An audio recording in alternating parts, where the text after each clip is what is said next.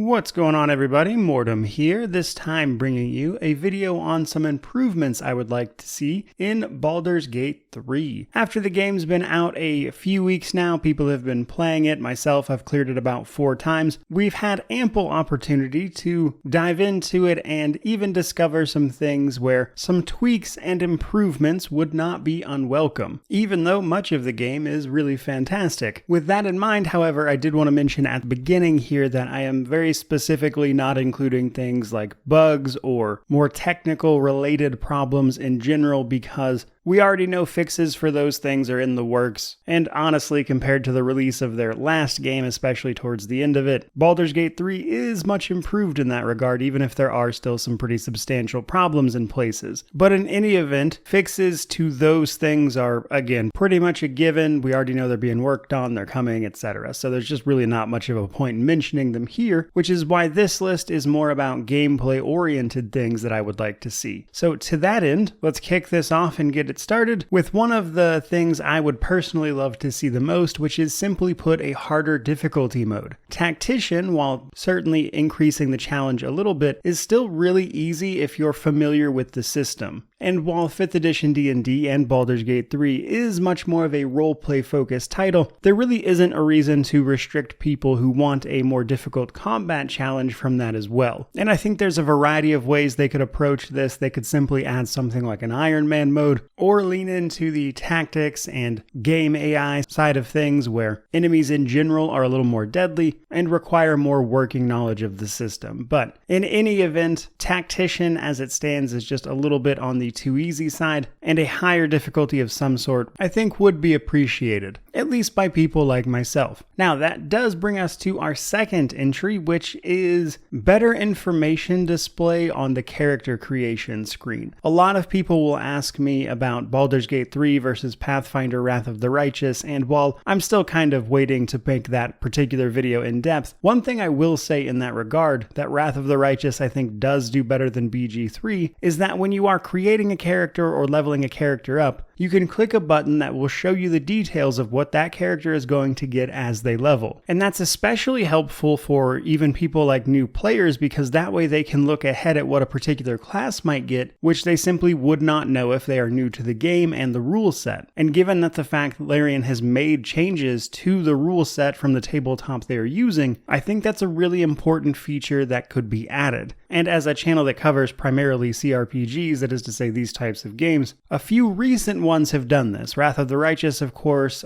Pillars of Eternity 2 Deadfire learned this lesson after their first game did not have this feature. They made sure to include it in the second one. And when you have these big, complicated games, the more information you can readily provide to players who are new to it, the better off they will be. Because while I'm certainly happy to make guides and explain things that these classes will get so people can make informed decisions, reality is I also don't think people should have to turn to YouTube or guides to do so. It should just be in the game. So if you couldn't tell, it's probably the one I'm the most passionate about getting added. However, we still have a couple of more to go. The third one is more of a quality of life feature, and it is organizing the inventory of companions that are not with you, and some general quality of life improvements around the camp altogether. Now this primarily comes down to swapping out your companions as well as managing their inventories while they're not in your party. So as it stands, if you want to swap out a party member, you have to tell one to wait at camp and then go pick up another one from camp after you go there yourself. This requires going in and out of dialogue several times, and it's just a tiny bit clunky. So when it comes to switching party members out, when you're in camp, it would be nice if they simply had an interface that would just let you swap them out real quick without having to talk to literally at least a couple of people. Even more tedious than that, however, is managing the inventory of companions